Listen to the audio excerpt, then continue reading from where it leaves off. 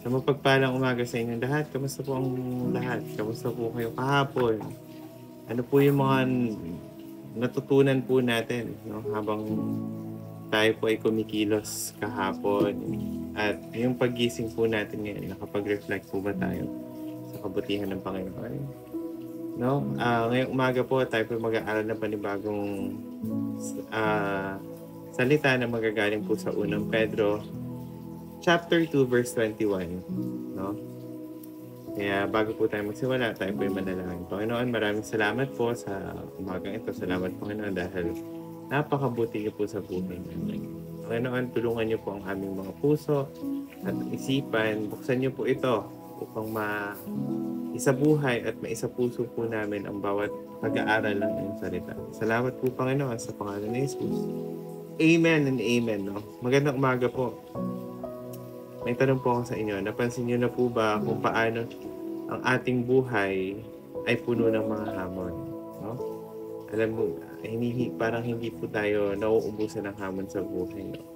It's either problema po sa pinansyal, sakit, o problema po sa mga bagay na hindi po natin kontrolado. No?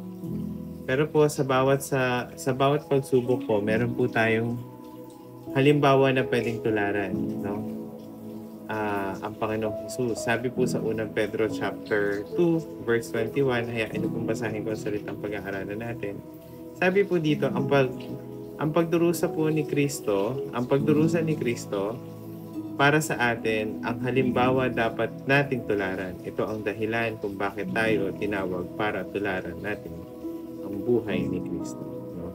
Bakit po kaya? Alam niyo po, wala pong ginawa ang Panginoon, hindi po siya po ang hari ng mga hari, pero hindi po siya naparito para pagsilbihan, kundi naparito po siya para magsilbi. At the same time po, yung pagdurusa po na ginawa niya ay talagang isang pinakamalaking halimbawa na dapat maging matiisin po tayo, no?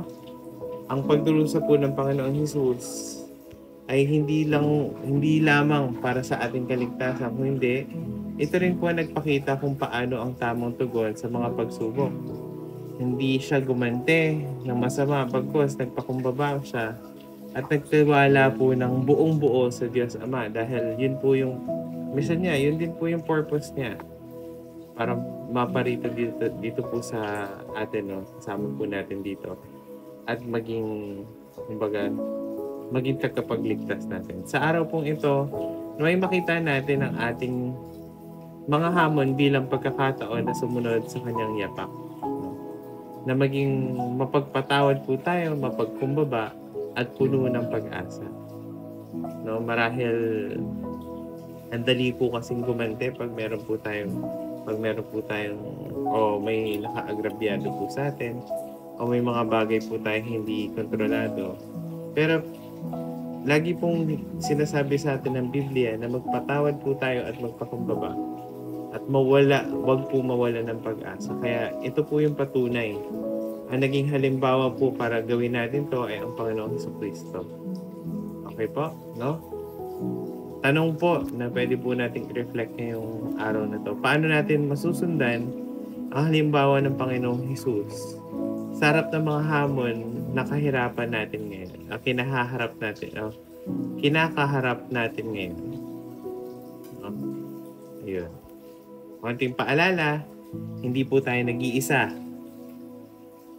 Sa ating paglalakbay, kung ang Panginoong Hesus ay nagtagumpay sa kanyang mga pagdurusa, tutulungan ka rin niya na mapagtagumpayan ang iyong buhay, sa iyong buhay.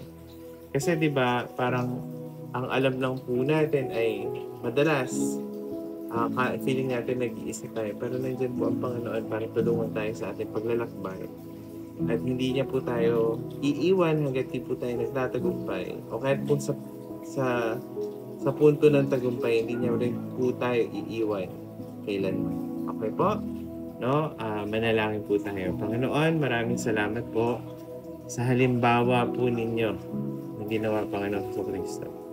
Tulungan niyo po kami na sumunod sa yapak niyo lalo na sa gitna ng mga pagsubok. Palakasin niyo po kami at bigyan niyo po kami ng puso ng puno ng pagpapakumbaba at pananampalataya sa pag-asang inhatid niyo po sa amin. Maraming salamat po, Panginoong Jesus, sa pangalan ni Jesus. Amen and amen. Amen. See you po, see you later or kita-kita po tayo mamayang gabi. God bless you po.